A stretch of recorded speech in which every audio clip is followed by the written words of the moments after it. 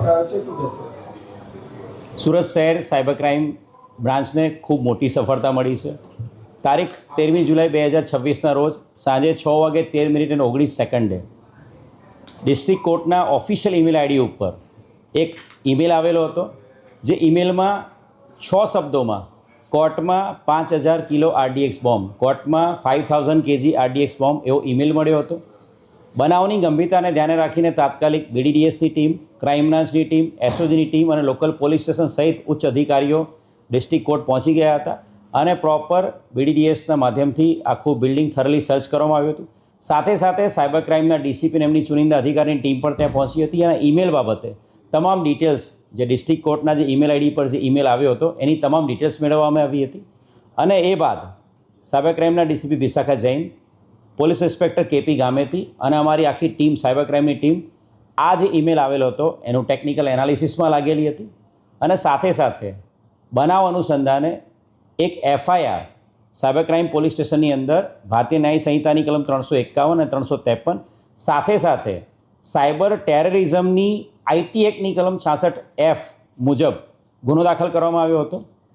અને એની અંદર આ ટેકનિકલ એનાલિસિસ અને સાથે સાથે જે ટેકનિકલ એનાલિસિસના અંતે પોલીસે જે થરલી હ્યુમન ઇન્ટેલિજન્સ અને વોચમાં રહીને સાયબર ક્રાઇમની ટીમે એક આરોપી, આ બોમ્બ થ્રેટનો ઈમેલ કરનાર આરોપી રમણ રામબાબુ સતન મિશ્રા એને પકડવામાં સફળતા મળી છે.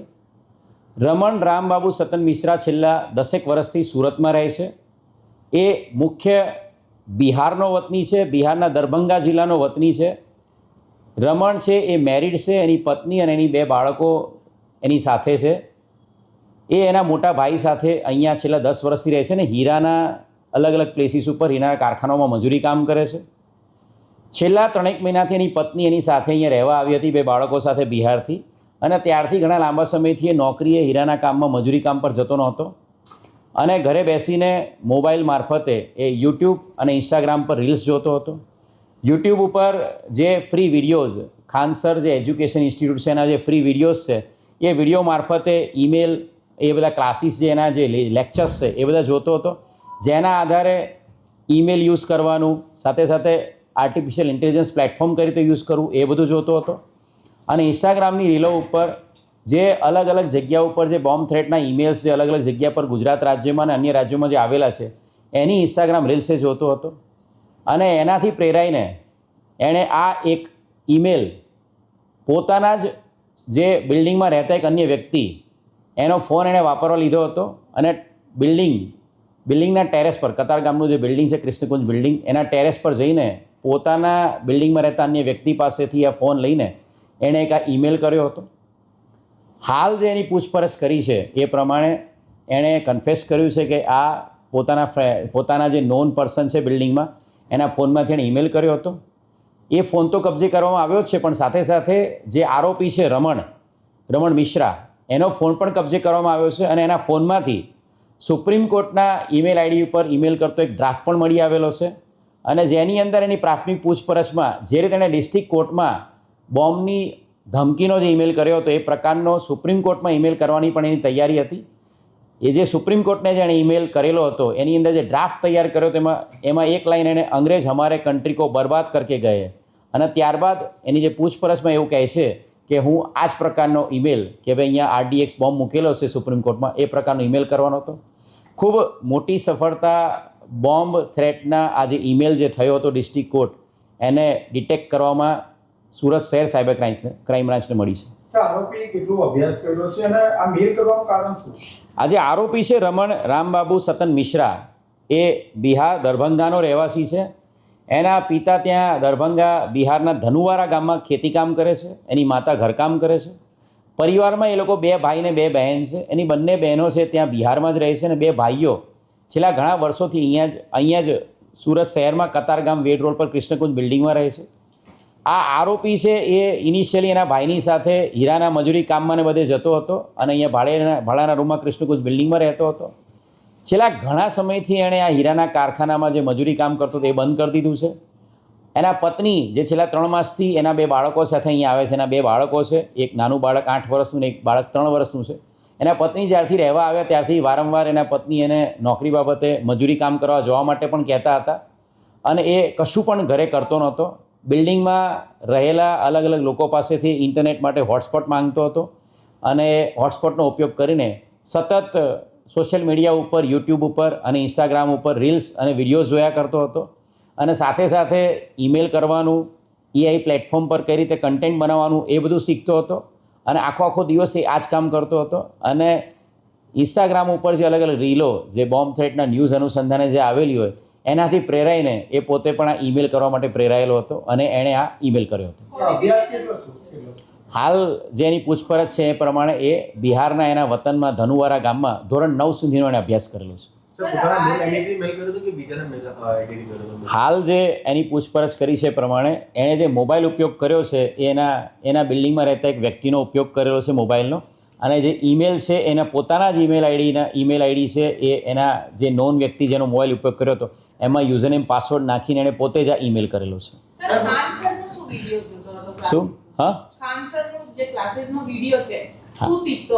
એ ઓનલાઈન ક્લાસીસ આ જ કોમ્પ્યુટરને એના રિલેટેડ જે અલગ અલગ કોચિંગ ચાલતા હોય છે એ બધા જોતો હતો અને સાથે સાથે એ અલગ અલગ વિડીયો પણ એની અંદર જોતો હતો. અને ખાસ કરીને એઆઈ જે કન્ટેન્ટ જનરેટ કરવી એ અને એની સાથે સાથે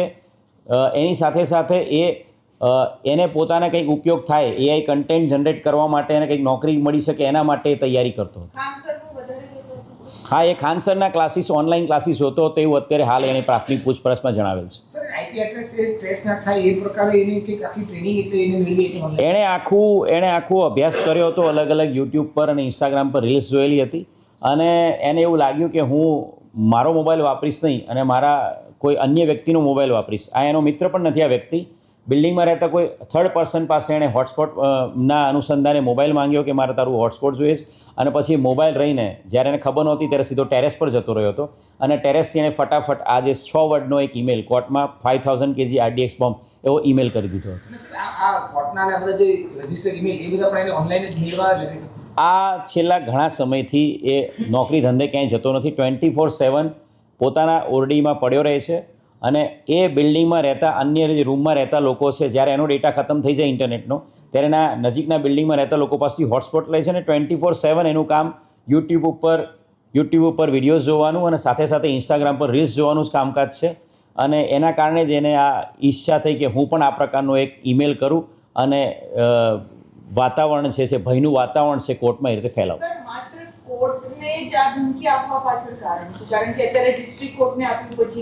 હા, એટલે હાલ જે એની પૂછપરછ કરી છે એ પ્રમાણે અત્યારે એવી કોઈ એને કહ્યું નથી કે ફક્ત કોર્ટને જ કેમ ધમકી આપેલી છે, પણ એણે એક ટ્રાયલ બેઝ ઉપર સૌથી પહેલો એને ઈમેલ કરવો હતો અને આ જ્યારે એ ઈમેલ કરતો હતો કદાચ એ અન્ય બિલ્ડિંગને પણ, અન્ય સરકારી કચેરીને ઈમેલ કરી શક્યો હોત, પરંતુ જ્યારે એ ઈમેલ કરી રહ્યો હતો ત્યારે ટેરેસ પર એક અન્ય વ્યક્તિની પ્રેઝન્સ પણ તરત જ આવી ગયો હતો અને ઉતાવળમાં એને જેની પાસેથી એનો ફોન લીધો હતો એ વ્યક્તિનો મિત્ર ટેરેસ પર આવ્યો અને એને જોઈ ગયો કે પેલા ફ્રેન્ડનો ફોન એ ઉપર લઈને આવ્યો છે અને ઉતાવળમાં કોઈ પણ લાંબો ઈમેલ કર્યા વગર ફક્ત 6 વર્ડનો એક ઈમેલ ફોરવર્ડ કરી દીધો હતો ડિસ્ટ્રિક્ટ કોર્ટને.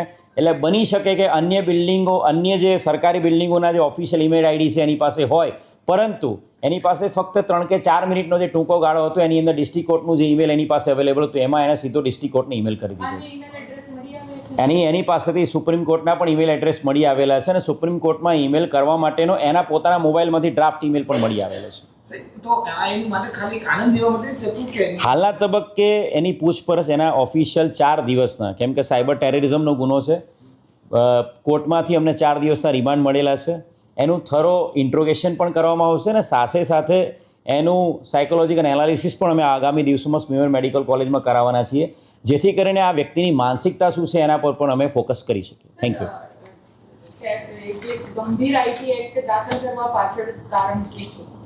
આ પ્રકારના સતત સમગ્ર ગુજરાતના અલગ અલગ પ્લેસીસ ઉપર આપ જોઈ રહ્યા છો કે છેલ્લા 6 મહિનામાં વડોદરા હોય, અમદાવાદ હોય કે સુરત હોય, અલગ અલગ સ્કૂલ્સ, અલગ અલગ મેજર બિલ્ડિંગ્સ ટાર્ગેટ થઈ રહ્યા છે. ડિસ્ટ્રિક્ટ કોર્ટમાં જે ઈમેલ છે એ જ સમયગાળામાં એક પાસપોર્ટ ઓફિસમાં પણ આ પ્રકારના જ અલગ ઈમેલ એમાં આવેલા હતા અને એના કારણે બનાવની ગંભીરતાને ધ્યાને રાખીને લોકોમાં ભયનું વાતાવરણ ફેલાય, ડિસ્ટ્રિક્ટ કોર્ટનું આખું જે સરકારી તંત્ર છે એનું કામકાજ સાંજના ટાઈમમાં આખું ખોરવાઈ ગયું હતું અને લોકોમાં ભયનું વાતાવરણ ફેલાય, લોકોમાં અસલામતી થાય અને જાહેરમાં સુલેહ શાંતિનો ભંગ થાય એ પ્રકારનો લોકોમાં થ્રેટ ઊભો કરવા માટેનો જે ઈમેલ હતો અને એના કારણે જ આ ગુનામાં ભારતીય ન્યાય સંહિતાની કલમ 351 353ની સાથે સાથે આઈટી એક્ટની કલમ 66F2નો પણ ઉપયોગ કરવામાં આવ્યો છે અને એને એડ કરવામાં આવ્યું છે ને એના કારણે જ પોલીસે રજૂ કરેલા એફિડેવિટના અનુસંધાને કોર્ટે આ આરોપીના વધુ 4 દિવસના અમને રિમાન્ડ આપેલા છે. Thank you.